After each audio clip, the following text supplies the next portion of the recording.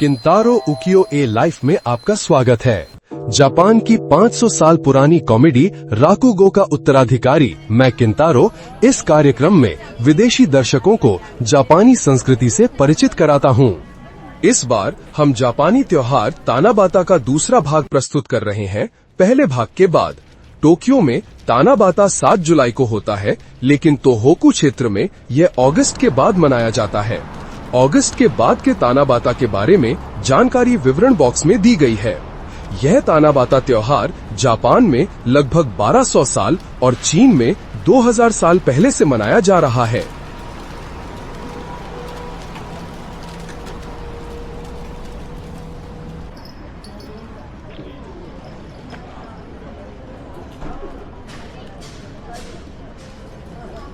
Japan में तानाबाता त्योहार की खासियत ये है कि लोग बांस पर तांजाकू नामक कागज पर अपनी इच्छाएं लिखते हैं और उन्हें बांस से बांध देते हैं। ये एक ऐसा आयोजन है जहां लोग अपनी इच्छाओं की पूर्ति के लिए प्रार्थना करते हैं। इस बार हम पहले भाग के बाद विभिन्न स्थानों पर तानाबाता का परिचय देंगे। अभी हम कप्पाबाशी नामक जगह पर हैं। इसके बगल में असाकुसा है। ये कप्पा नामक प्राणी है। कप्पा एक पौराणिक प्राणी है और इसी से कप्पाबाशी नामक स्थान का नाम पड़ा है।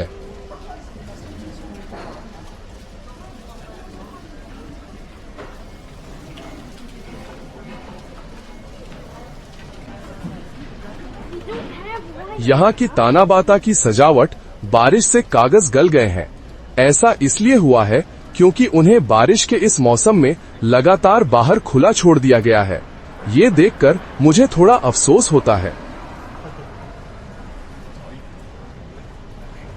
कप्पाबाशी एक ऐसी जगह है जहां अगर आप कोई दुकान खोलना चाहते हैं तो आपको खरीदारी करने के लिए सब कुछ यहीं मिल जाएगा।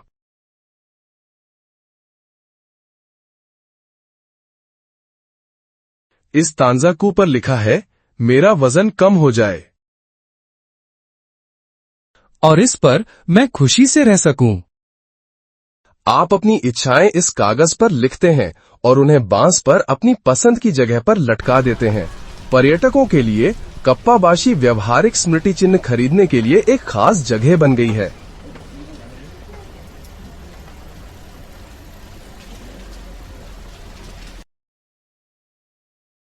ये कप्पा नामक पौराणिक प्राणी है। ये जगह 200 साल पहले एदो काल में बाढ़ से बहुत प्रभावित थी। एक व्यापारी कप्पाइटी हाची ने सफलतापूर्वक बाढ़ नियंत्रण किया और एक किंवदंती है कि उस समय कप्पा मदद करने आया था। यह लगभग 200 साल पुरानी कहानी है। देखिए, आगे बढ़ते हुए कोई गमले में पौधा लिए हुए जा रहा है। ये इरिया नामक एक जगह है और आज यहाँ गमले वाले पौधों का एक विशेष बाजार लगा हुआ है। तो ये किस तरह का गमले वाला पौधा है, क्या आप जानते हैं? क्या आप उस पौधे को जानते हैं? क्या आप इन लालटेनों को देखकर बता सकते हैं? ये डिजाइन, क्या आप इस फूल को जानते हैं? जापान में इस फूल को काओआसा कहते हैं। इसका मतलब है सुबह का चेहरा। क्योंकि यह सुबह में नए फूल खिलाता है, इसलिए इसे असागाओ कहते हैं।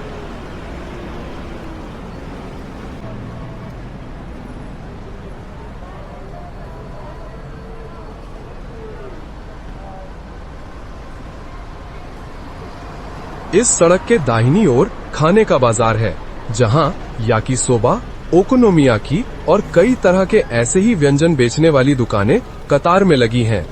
बाईं ओर जहां नीली चादरें ढकी हैं, वे असागाओ के विक्रेताओं की दुकानें हैं।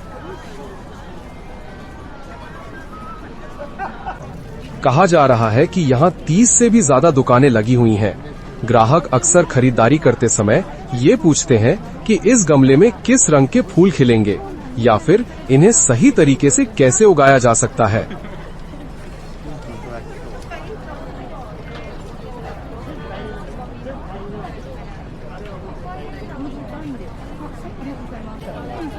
कितने सुंदर फूल खिले हुए हैं। ये असागाओ नाम का फूल बहुत ही शुभ माना जाता है। इसकी मजबूती से बढ़ती हुई बेलें जीवन से भरपूर होती हैं और इसी वजह से इसे एक शुभ गर्मी के फूल के रूप में बहुत पसंद किया जाता है। ये असागाओ बाजार ठीक तानाबाता के त्योहार के समय ही आयोजित होता है।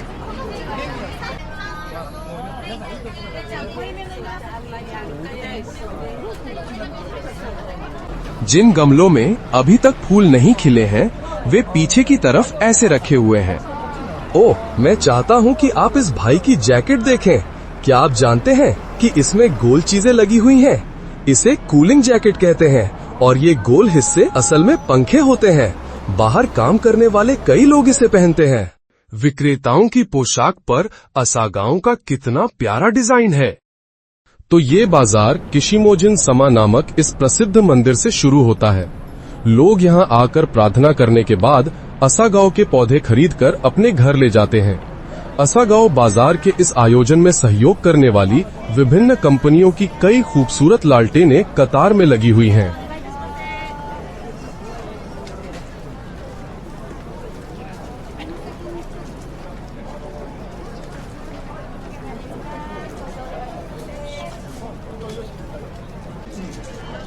ये एक ऐसा नजारा है जहां हर साल इसी तरह धूप जलाना एक दिनचर्या होगी। ये मंदिर 1659 में स्थापित हुआ था और इसकी नक्काशी बहुत शानदार है।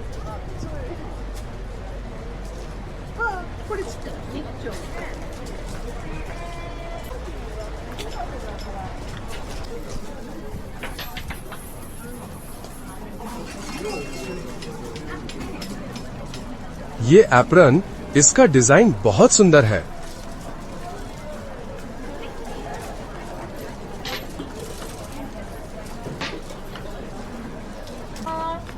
वे गमलों की शिपिंग भी करते हैं। इतने सारे मॉर्निंग ग्लोरी कहाँ भेजे जा रहे होंगे? मैंने अपने गुरु को, जो एक दूर के द्वीप पर रहते हैं, मॉर्निंग ग्लोरी भेजे थे और वे उन्हें ऐसे टैग लगाकर भेजते हैं। शायद जहां मैंने उन्हें भेजा है वहां टोक्यो के मॉर्निंग ग्लोरी हर साल खिलेंगे और मुझे याद दिलाएंगे।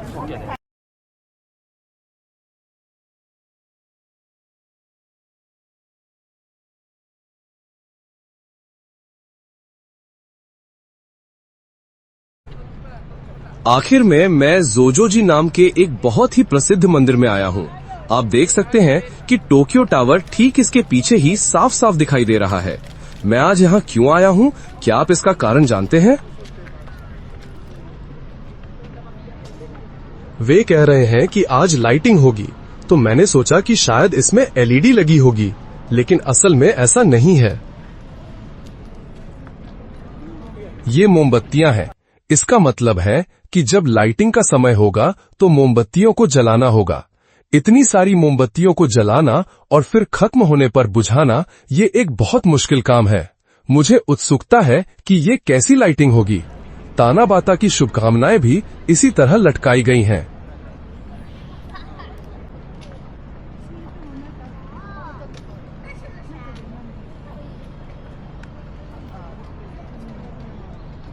जोजोजी के तांजाकू वाटरप्रूफ होते हैं ताकि वे गीले होने पर भी ठीक रहें।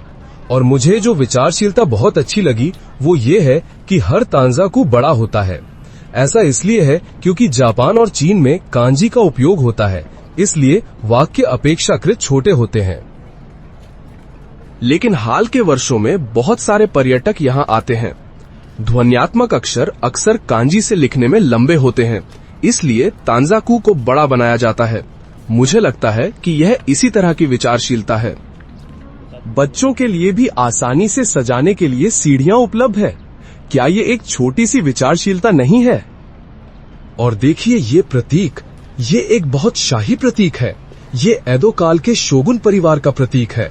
शोगुन परिवार का प्रतीक इसलिए लगाया जा सकता है क्योंकि इस जोजोजी मंदिर में पीढ़ियों से शोगुन दफनाए गए हैं। एक तंजाकू 200 येन का है।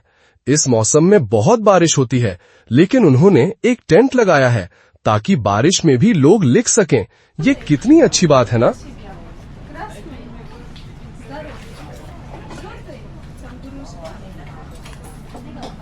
इस पहली तंजाकू पर लिखा है, काश मैं इसे अंत तक पूरा कर सकूं। क्या ये बौद्ध धर्म का ही कोई शब्द है?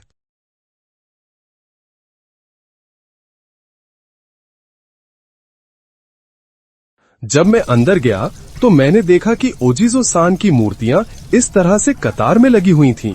मैंने इन ओजिजो सान के बारे में पता किया तो पता चला कि जब किसी भक्त के घर बच्चा पैदा होता है तो वे इस उम्मीद से ओजिजो सान खरीदते हैं और यहाँ दान करते हैं कि बच्चा सुरक्षित और स्वस्थ रहे।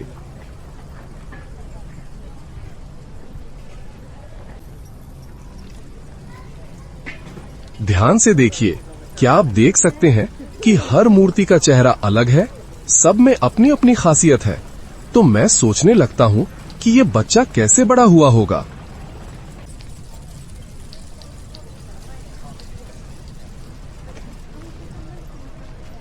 रात हो चुकी है और टोक्यो टावर भी इस तरह से खूबसूरत रोशनी से जगमगा उठा है, लेकिन पहले वाली लाइटिंग का क्या हुआ होगा, ये सोचने वाली बात है। थोड़ी बारिश हुई थी, इसलिए मैं थोड़ा चिंतित था। कुछ मोमबत्तियां ऐसी थीं जिनकी बत्तियां भीग गई थीं और जल नहीं रही थीं, लेकिन छात्र उन्हें जलाने की पूरी कोशिश कर रहे थे। लगता है ये पूरा कार्यक्रम छात्रों द्वारा ही आयोजित किया जा रहा है।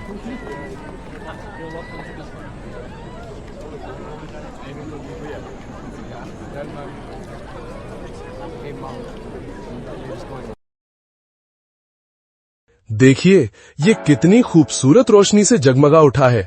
ऐसे दिन मुझे बच्चों के सपनों में आए बदलाव के बारे में सोचने पर मजबूर कर देते हैं। 1989 में लड़कों के सपने। नंबर 1 बेसबॉल खिलाड़ी, नंबर 2 विद्वान, नंबर 3 फुटबॉल खिलाड़ी, नंबर 4 पुलिस अधिकारी, नंबर 5 बढ़ई या कारीगर। और 2026 में लड़कों के सपने। नंबर 1 कंपनी कर्मचारी, नंबर 2 बेसबॉल खिलाड़ी, नंबर 3 यूट्यूबर, नंबर 4 फुटबॉल खिलाड़ी, नंबर 5 गेम क्रिएटर।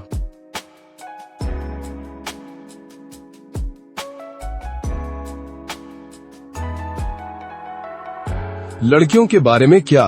1989 में नंबर 1 रेस्टोरेंट कर्मचारी, number 2 nurse, number 3 kindergarten nursery school teacher, number 4 piano teacher, number 5 फूल वाला। और 2026 में लड़कियों के भविष्य के सपने।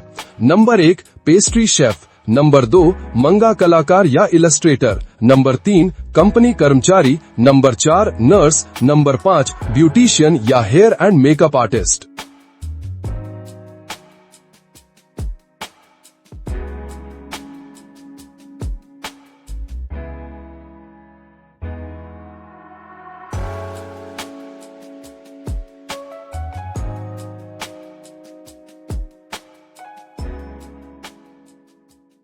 उस समय की सामाजिक स्थिति और प्रचलित रुझान बच्चों के सपनों में साफ साफ दिखाई देते हैं।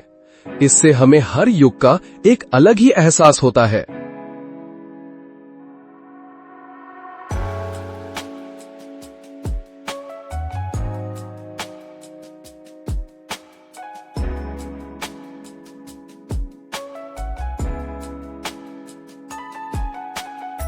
आपके देश में इस तरह के त्योहारों की क्या स्थिति है? मैं अगस्त के तनावा बाता कार्यक्रम की पूरी जानकारी भी विवरण बॉक्स में डाल दूंगा। कृपया आप सभी चैनल को सब्सक्राइब जरूर करें। तो अब हम अगले वीडियो में मिलेंगे।